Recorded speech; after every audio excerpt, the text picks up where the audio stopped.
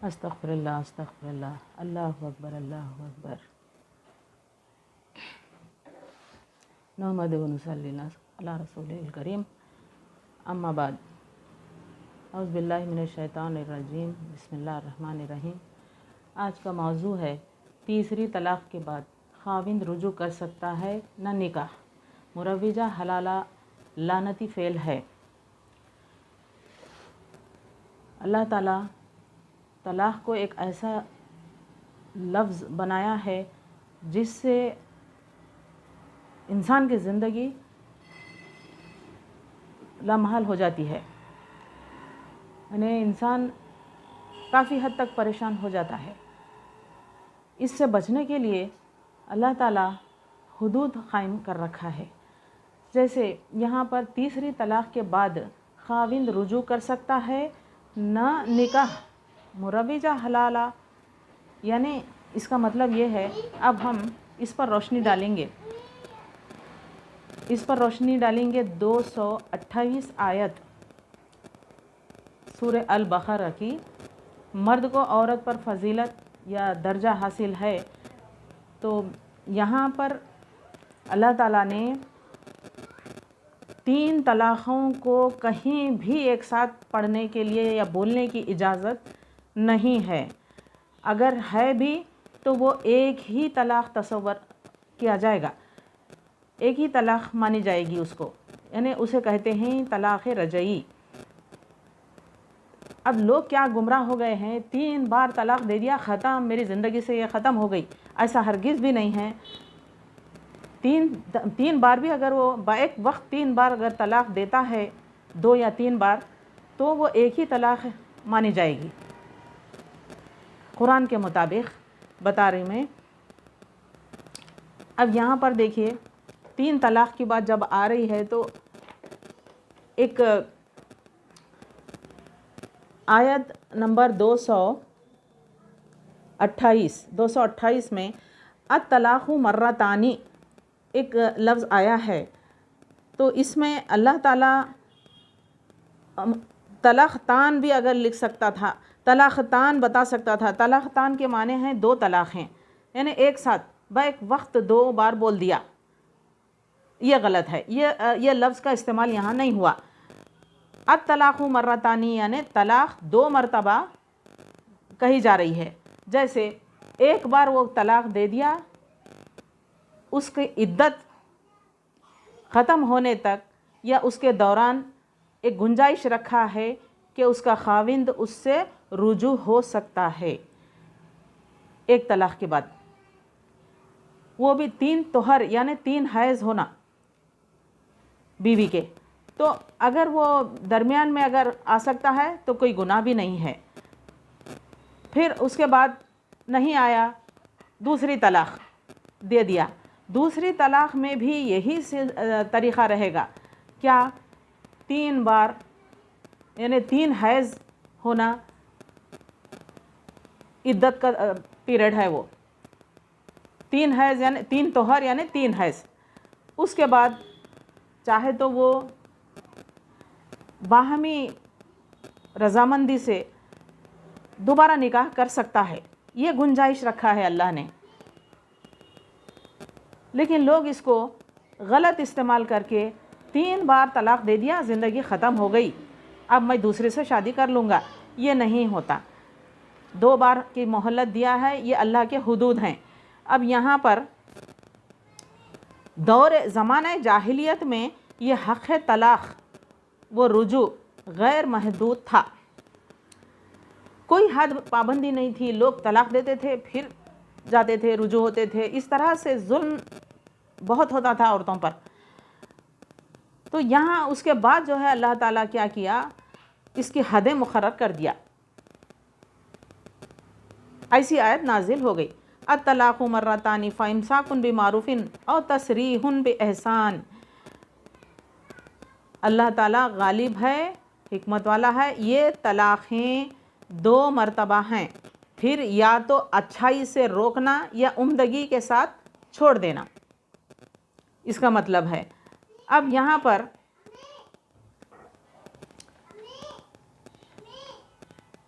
आयत नंबर 225 इसमें ये यानी 225 में अल्लाह ताला लोगों को एक हिदायत दे रहा है कि इसमें लोग जो है अल्लाह का मजाक भी उड़ाते हैं। जैसे मजाक के अंदाज में बोल दिए, बाद में बोल रहे कि नहीं मैं मजाक किया था, तलाक बोल दिया, मैं मजाक से बोला था, लेकिन ये गलत है। तो अल्लाह जानने वाला है और वो देख रहा है, दिलों का हाल देख रहा है। जो लोग अपनी बीवियों को मजाक से बोलते हैं वो मजाक को यकीन समझा जाता है, मजाक मजाक नहीं कहलाता। तो इस तरह से अल्लाह ताला आयात इलाही का मजाक उड़ा रहे हैं लोग। तो इसको रोको, अल्लाह चाहता है इसको रोको कि ये इन आयतों का मजाक उड़ा रहे हैं, यानी आयात इलाही का मजाक उड़ा रहे हैं, इसको रोको।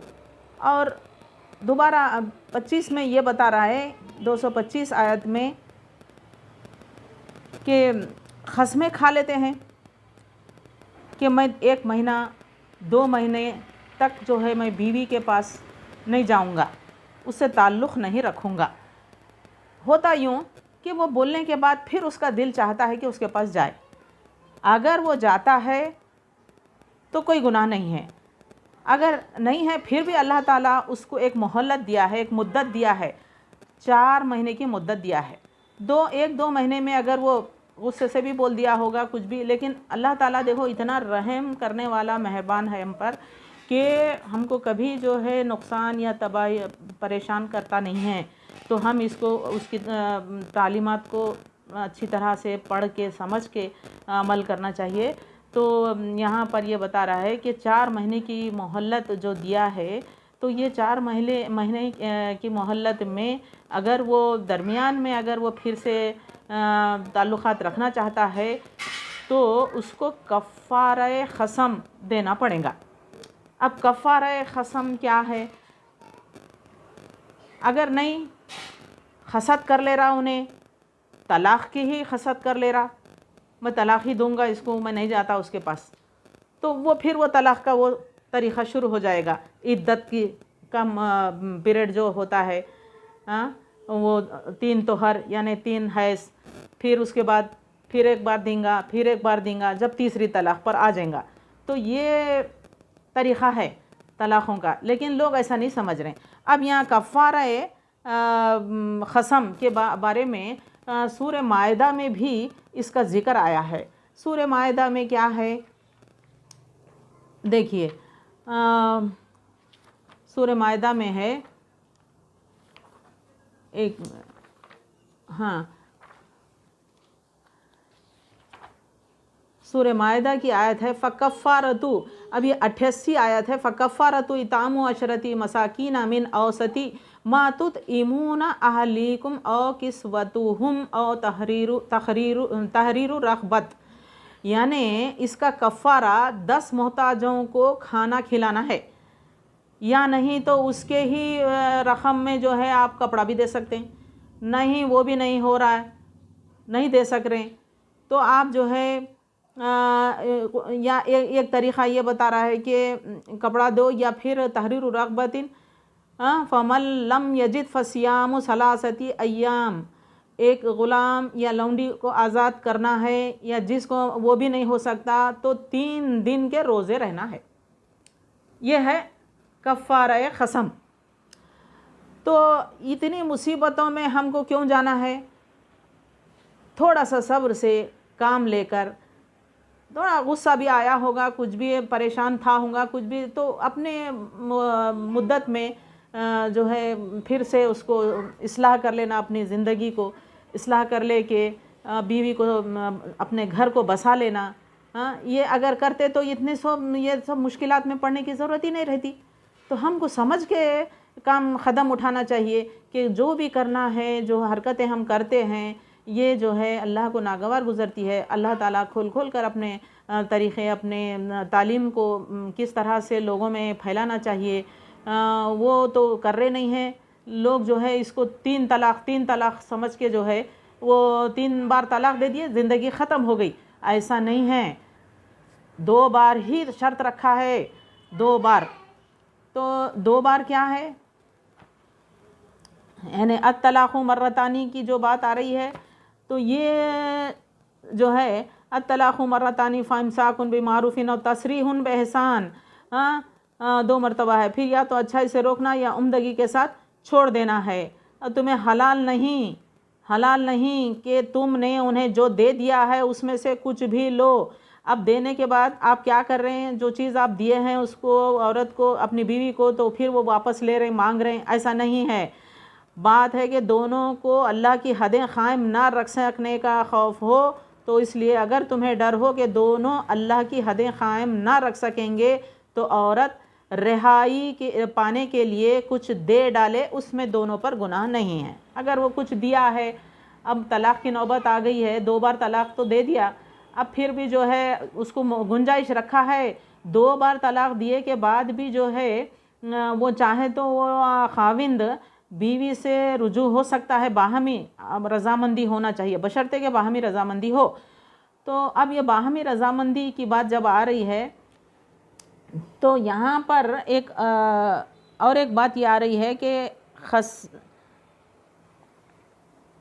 हाँ, अब ये बाहमी रज़ामंदी आ गई तो इसमें कोई गुनाह नहीं है, दोनों भी हो सकते हैं, लेकिन इसमें वली का भी दखल होता है। अब औरत जो है खुद अपना निकाह खुद कर लेने तैयार नहीं होती, उसको एक वली होना, यानी उसका एक भाई या बाप, बड़ा भाई या बाप, कोई तो उसका एक वली होना चाहिए ना। तो अब यहाँ पर एक वाक़या पेश आया था हुजूर के ज़माने में, तो भाई जो है उसका इनकार किया, 2 बार ऐसा हो गया इनका तलाक़, अब फिर क्या ज़िंदगी होती इनकी, नहीं, अब इनको तोड़ी देना अच्छा है। तो आयत नाजिल हुई है उस वक्त, क्या कि ये तलाक़ जो है, नहीं, शादी को रोको मत, इस शादी को मत रोको। अब वो वाक़या क्या था,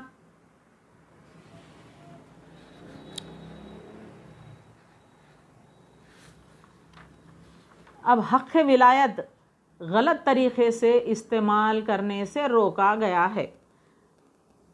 हक़ विलायत क्या है, औरत की तरफ से वली होता है, मर्द की तरफ से भी वली होता है, बड़े लोग होते हैं ना, वली कहलाते हैं। तो अब इन्हों रोक रहे थे, तो यहाँ पर अल्लाह ताला दोनों की अगर बाहमी रज़ामंदी है तो इनका दोबारा निकाह कर दो, रोको मत। तो यहाँ एक आयत नाजिल हुई है, तो रोको मत, और हक़ विलायत का गलत इस्तेमाल मत करो। अब ये बहुत सारे लोगों को मालूमात ही नहीं है, लोग क्या कर रहे हैं, 3 बार तलाक़ दे दिए, आई हो गया तो तलाक़ हो गई, सब हुआ, 3 बार बोला। अरे 3 बार बोला तो यहाँ मुद्दत भी तो रखी गई है। एक बार जो मुद्दत थी 3 महीने, वो भी हो गई, दूसरी वो भी हो गई, अब तीसरी की बारी आ रही है। अब तीसरी की बारी आ रही तो तीसरी तलाक़ के बाद खाविंद रुजू कर सकता है ना, निकाह कर सकता है। अब लोग क्या करें, उस ज़माने में क्या करे, तीसरी तलाक़ हो गई है, तो फिर भी जो है आज खाविंद क्या करता था, उस वक्त एक हलाला का एक रिवाज जारी था। तो हक़ हलाला कहते हैं। अब ये बीवी जो है मेरी पहले की निकाह हुआ सोच था, तो अभी जो है वो चले गई है, मैं 2 बार दिया, तीसरी बार तो देने के बाद भी जो है मैं उससे मिल सकता हूँ, इस तरह का रिवाज था। मुरवेजा हलाला एक लानती फ़ेल करार दिया गया, ये लानत है। क्या है, यहाँ देखिए, हलाला करने वाले और करवाने वाले दोनों पर लानत फरमाई गई है। हलाला की गर्ज से किया गया निकाह नहीं, ज़िनाकारी है। इस निकाह से औरत पहले खाविन के लिए हलाल नहीं होगी, पहले खाविन के लिए वो हलाल नहीं है। जब तीसरी तलाक़ आ गई तो सख्ती से मना किया गया कि वो औरत के पास ना जाए। अगर वो जाता है हलाला समझकर, तो वहाँ पर जो है उसको तंबीह है, वो उसको क्या कहा गया है,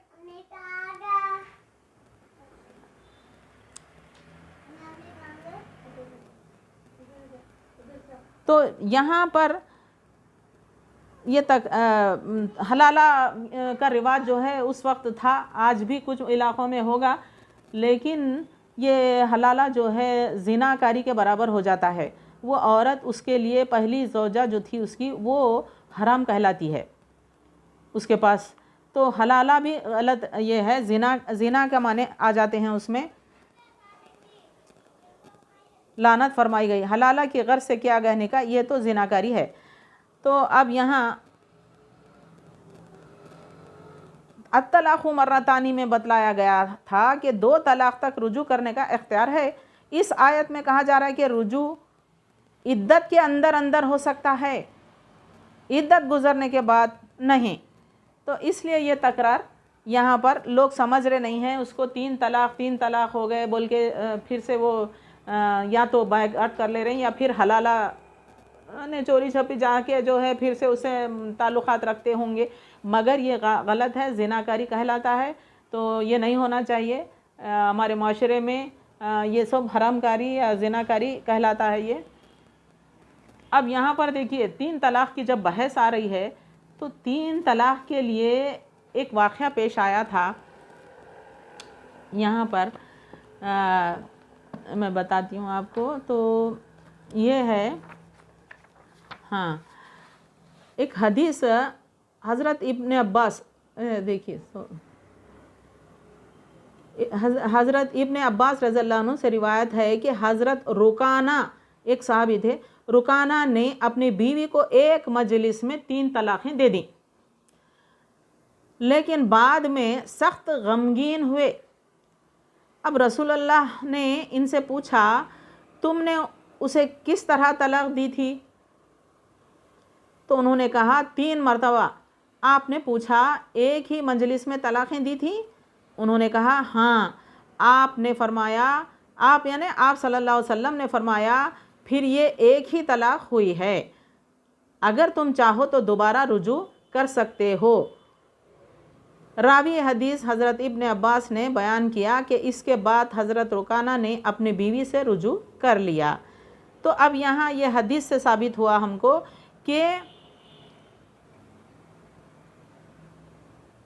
3 बार एक साथ बैक वक्त 3 बार अगर वो तलाक़ बोल दिया, तो ये तलाक़ एक ही तलाक़ हो सकती है और उसमें रुजू होने की गुंजाइश है। 3 तोहर के अंदर वो रुजू हो सकता है, या दोबारा भी अगर दूसरी तलाक़ भी दिया, फिर भी वो 3 तोहर के अंदर, 3 हैज़ के अंदर, वो इद्दत के पीरियड में फिर से वो मिल सकता है, ताल्लुक़ात रख सकता है। उसके बाद जब ये भी नहीं कर रहा, आखिरी में जब तीसरी तलाक़ दिया उन्हें, यानी 2 तलाक़ में गुंजाइश तो थी, फिर भी उन्हें अपने ताल्लुक़ात रखते हुए भी तीसरी तलाक़ को फिर से बोला, तो ये एक मजाक हो गई। तो अल्लाह ताला यहाँ हद मुकर्रर किया है, सिर्फ 2 बार मौका दिया जा रहा है उसको ताल्लुक़ात रखने का, सिर्फ 2 बार मौका दिया जा रहा, तीसरी बार नहीं है। अगर वो तीसरी बार बोल दिया तो ये जो है खाविन ना रुजू हो सकता है, ना ही निकाह कर ले सकता है।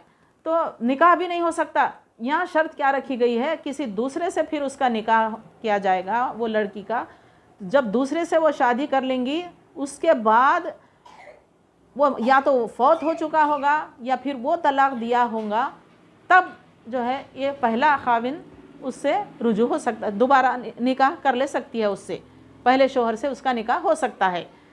तो इतनी अच्छी बातें बताई गई हैं इसमें, लेकिन लोग जो है ज़माने जाहिलियत में भी ऐसा ही करते थे।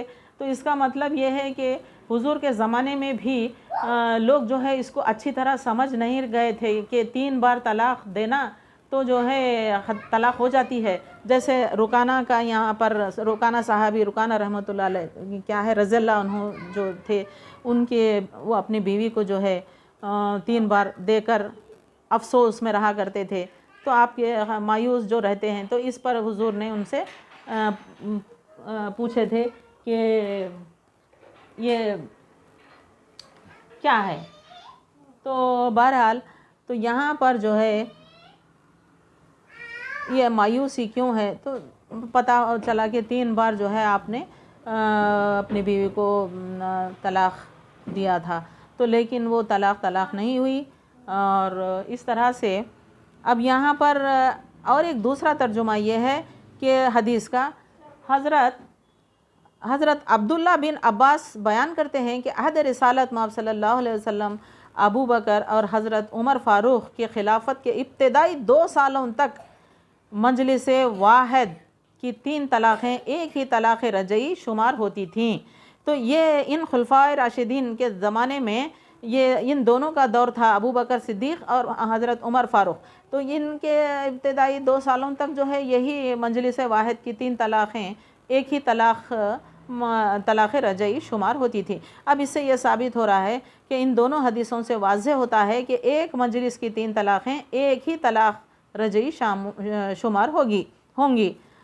तो इन्हीं मज़कूरा दलाइल कुरान और हदीस की बुनियाद पर मौजूदा दौर के बहुत से उलमाए अहनाफ ने भी यही मौक़िफ़ इख्तियार किया है कि एक मजलिस की 3 तलाक़ों को एक ही तलाक़ शुमार करके खाविंद को इद्दत के अंदर रुजू करने का और इद्दत गुज़रने के बाद निकाह जदीद यानी बग़ैर हलाला मुरव्वजा के, अब यहाँ बग़ैर हलाला आ रही है बात।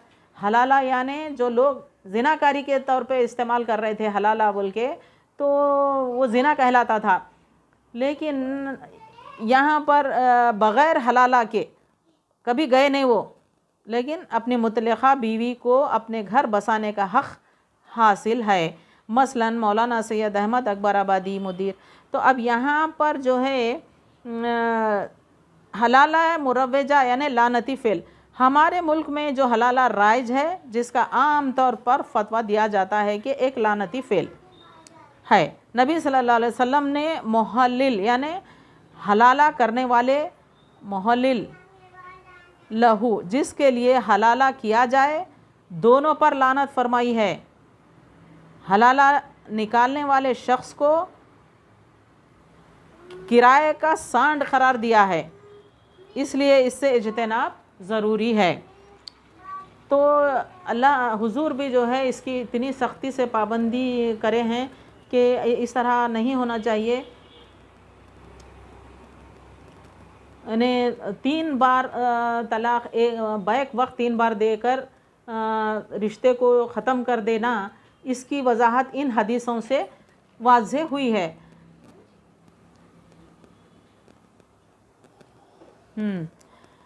तो यहाँ पर जो है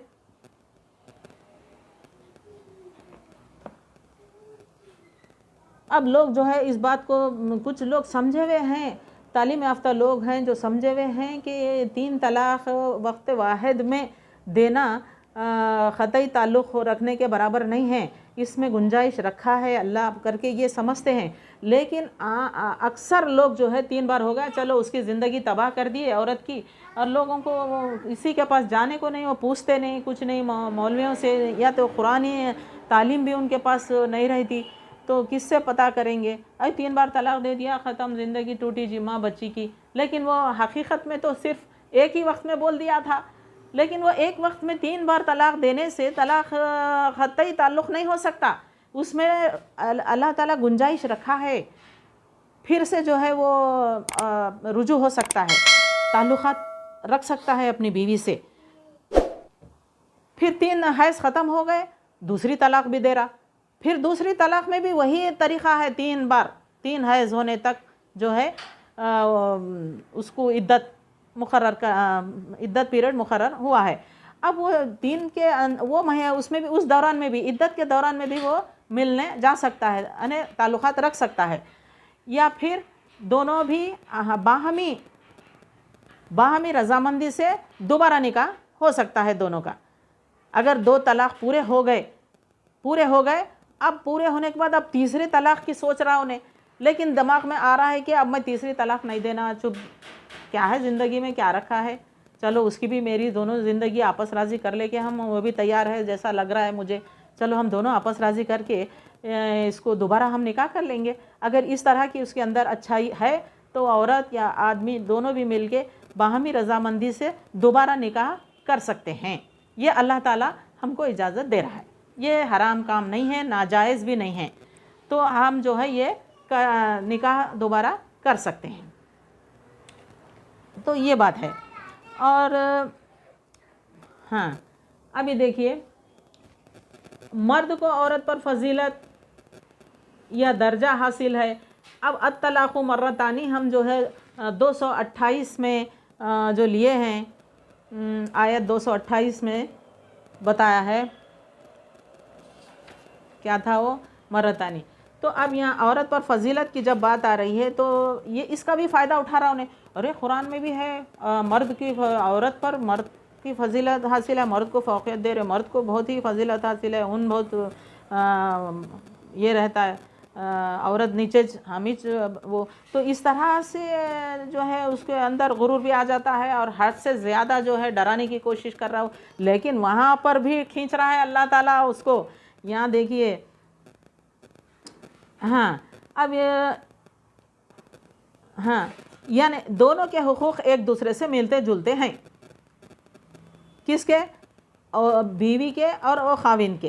कैसे मिलते जुलते हैं? अब वो दोनों बाहमी रजामंदी अगर हो रही है तो ये दोनों के ख्यालात एक जैसे हैं, अब मिलना चाह रहे हैं, शरअन पाबंद भी हैं, शरई एतबार से उन्होंने पाबंद हैं। यही शरीयत में ऐसा है, दोनों आपस राज़ी हो गए तो फिर वली को लेके हम जो है दोबारा निकाह हो सकता हमारा फिर से। अब ये शरीयत से उन्होंने राज़ी हो रहे हैं, शरअन पाबंद हैं।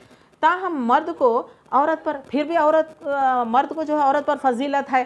क्यों है फजीलत? इसलिए है कि फितरी क़ुव्वतों में आगे है। फितरी क़ुव्वत क्या है? आदमी ताकतवर होता है, वज़नदार चीज़ें उठाता है, बहुत सारे काम करता है और बाहर मेहनत मजदूरी भी करके आता है, बीवी बच्चों को पालता है। क्या औरत कर सकती है ये? इतना वज़न, इतना बोझ उठा सकती है घर का पूरा सब? नहीं। अगर मर्द के बगैर औरत ही जी रही है तो उसको समाज भी जीने नहीं देगा। अरे अकेली रहती है, इसका आदमी किधर गया, गलत नज़र भी डाल सकते हैं गैर मर्द लोग। तो आदमी रहने से कितनी हिफाजत होती है। अरे उसका शोहर उसके घर में रहता है, उसके साथ रहता है, कोई तुमको धक्का भी नहीं होगा, तो वो एक तरह से तुम्हारा हिफाजत करने वाला भी हो जाता है। तो अब यहाँ पर फितरी क़ुव्वतों में जहाद की इजाज़त में भी वो आगे हो जहाद की इजाज़त भी उसको है, औरतों को नहीं है, मर्द को होती है। मीरास के दोगुना होने में वो भी उसको फजीलत है। अब मीरास का दोगुना होना यानी कुछ जायदाद वगैरह बाप दादा छोड़कर गए रहते, उसको दोगुनी जायदाद मिलती है, तो औरत को उसकी उतनी नहीं, उसमें की आधी मिलती है लड़की को। जो लड़के को दोगुना मिलता है वो इसलिए कि उसको कंधों पर बहुत बोझ रहता ना, सबको संभालने का, घर दार, पूरे बच्चों को संभालना, वो रिश्तेदारों को संभालना, ये सारी जिम्मेदारियां मर्द पे डाला है। और खवामियत और हाकिमियत में भी वो आगे है मर्द। अब फजीलत उसको दिया। अब मर्द हाकिम होता है, जो बोले तो सुनना, नहीं सुने तो मार तो बोलता, तो सुनना पड़ेगा नहीं औरत को। तो अब ये हाकिम हुक्म चला सकता है। और इख्तियार तलाक़ देने का भी इख्तियार उसको है। अगर वो बेकाबू हो रही है, गलत हरकतें कर रही है, शरीयत के ख़िलाफ़ जा रही है, सुनती नहीं है, एक बार तलाक़ दिया नहीं सुनी, फिर दूसरी बार भी दिया फिर भी नहीं सुनी, तीसरी बार देना पड़ा मेरे को। तो अब उन्हें दे रहा कि औरत दे रही? उन्हें दे रहा। तो गलती कौन कर रही है? औरत कर रही। तो ये इख्तियारात भी उसको है। और फिर रुजू होना है ना, फिर औरत से दोबारा ताल्लुक़ात रखने का भी इख्तियार उसको है। अगर उसके दिल में नहीं है इख्तियार, यानी उसके दिल में ताल्लुक़ रखने का नहीं है, रुजू होने का ख्याल नहीं आ रहा उसको, तो ये और बात है, क्यों नहीं आ रहा?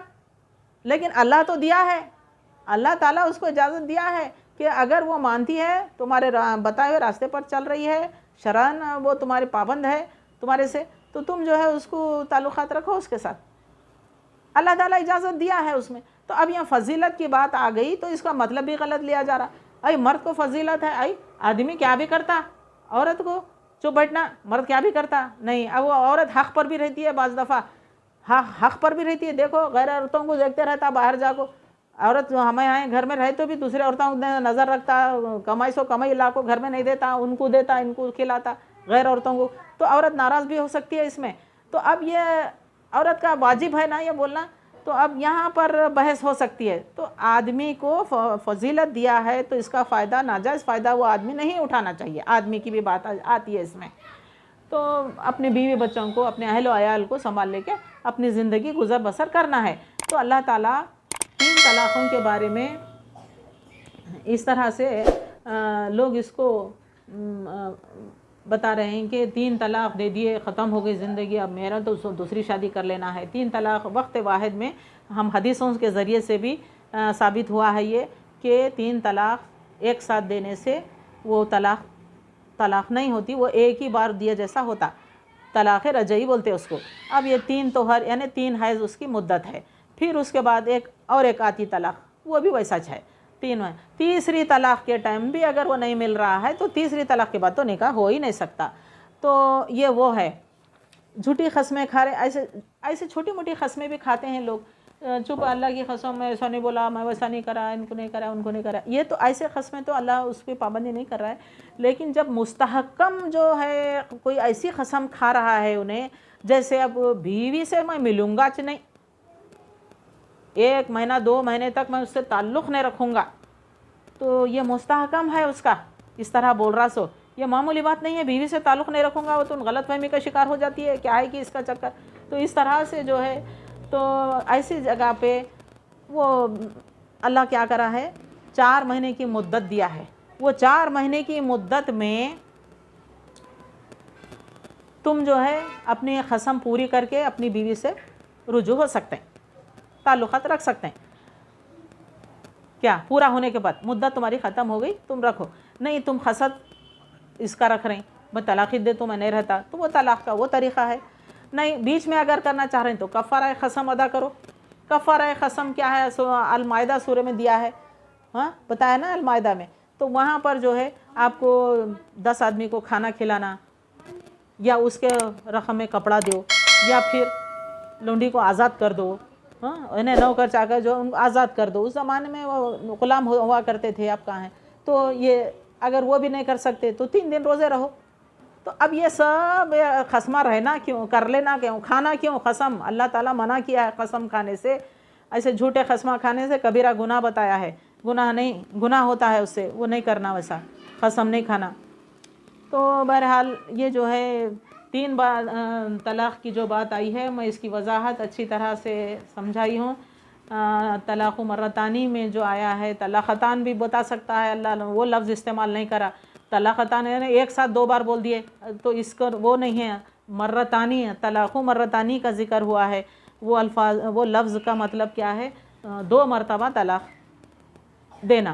तो इस तरह से 2 मरतबा का मुद्दत रखी गई है। तो 3 तोहर यानी 3 हैज़, तो 3 हैज़ उसमें उन्हें रुजू हो सकता है। नहीं भी हो रहा तो जो है 2 के बाद अगर उन्हें तीसरी तलाक़ अभी नहीं दिया, 2 तलाक़ दे दिया, फिर भी अगर उसके दिल में रुजू होना है तो दोबारा आपस राज़ी कर ले के दोनों बाहमी रज़ामंदी से दोबारा निकाह हो सकता है। नहीं तो फिर तीसरी तलाक़ दे दिया तो ना वो रुजू हो सकता है और ना निकाह कर ले सकता है उससे। वो दूसरी शादी कर लेना जब उन्हें वो फौत होना, या फिर उन्हें जो है तलाक़ देना, जो शादी कर लेती उन्हें, वो बाद में जब इन्हें पहले शौहर के पास आ सकती है। अब वो हलाला का जो लानती फ़ेल है वो तो गलत है, वो बिल्कुल ज़िनाकारी के बराबर है। वो किराए का सांड कहा गया है उसको, तो वो हराम काम है, ज़िनाकारी है। वो हलाला मुरवेजा हलाला लानती फ़ेल बताया है इसमें, तो ये नहीं करना है। यानी हलाला का मतलब ऐसी, अरे मेरी पहली बीवी है, मेरी बीवी है, मैं खुद से बोला था, मैं वो करा था, फिर भी जा रहा उसके पास रुजू हो रहा। अब औरत ज़ात है, वो पहले ऐसे शौहर के साथ रही, सो तो ज़ाहिर बात है फिर मिल रहे होंगे, तो ये हलाला कहलाता है। तो हलाला राइज हुआ था उस ज़माने में, लेकिन आज भी कहीं हो रहा होगा, लेकिन ये हलाला गलत है, गलतकारी है, ज़िनाकारी बताया है इसको, ज़िना कहलाता है ये तलाक़ देने से माशरे में इतने मुतासिर होता है, घर का माहौल, हो सकता है घर के बहनें भाई वग़ैरह सब मुतासिर हो जाते हैं। घर में अगर एक बड़ी बच्ची का इस तरह से तलाक़ हो चुका तो दूसरे बहनों या दूसरे भाइयों पर बहुत ही उनके ज़िंदगियों पर असर पड़ता है, और माँ बाप भी परेशान हो जाते हैं, अरे इनके घर में एक तलाक़ हो गई है, इनके लोगों का माहौल अच्छा नहीं है, इस तरह के अफ़वाहें फैल जाती हैं। तो मुतासरा लोग जो हैं घर में भाई बहन, ये काफ़ी परेशान हो जाते हैं ना। उनके शादियां हो रही, पहली बच्ची आके बैठी है घर में, तो दूसरे बच्चियों का क्या होगा। अब ये बच्ची को उठाते उठाते इनका ये लोगों की उम्रें ढलती जाती हैं, तो ये सारे मुश्किलात, ये पेचीदगियाँ, इसकी कोई हद नहीं रहती। एक बार ऐसा हो गया घर में तो इसीलिए ये हरकतों से बचना चाहिए। तलाक़ लफ्ज़ ही ऐसा बनाया है अल्लाह कि ये लफ्ज़ बहुत ही नुकसानदेह है, घर के माहौल को असर करता है, घर के लोगों की परेशानियां बढ़ा देता है। तो इसीलिए ये बचना चाहिए। ये लफ्ज़ बोलना भी बहुत ही मायूब है, अल्लाह ताला इसको पसंद नहीं करता। ये लफ्ज़ का इस्तेमाल होना ही नहीं चाहिए। मैं तो समझती हूँ अल्लाह यही चाहता है कि इसका इस्तेमाल ना हो। मर्द को आज़ादी भी अगर दी है, फ़जीलत भी है उसको औरत पर, तो जो है बात बात पर ये इस तरह के अल्फाज इस्तेमाल नहीं करना चाहिए। मुतासिरा घर के अफराद जो है बहुत ही माहौल बिगड़ जाता है घर का। तो सब उसको घर में कोसते रहते हैं, नहीं उसको इंसल्ट करते हैं उसकी। वो बड़ी बच्ची जिसका हुआ है, क्या है तू ज़िंदगी, तू क्या करी, तेरी वजह से तो ये सारे बच्चे बैठे, इनका कब होना, तू बैठी घर में। तो लोग आने वाले, भाई बड़ी बच्ची घर में बैठी सो है, ऐसा हुआ था, कहते चलो इनका घर का माहौल ऐसा होगा वो होगा। तो इस तरह से जो है इसकी कोई हद नहीं है, पेचीदगियाँ मुश्किलात जो बढ़ती रहती हैं घर में। इसीलिए अल्लाह ताला इसको ममनू करार दिया है, ये लफ्ज़ इस्तेमाल नहीं करना चाहिए।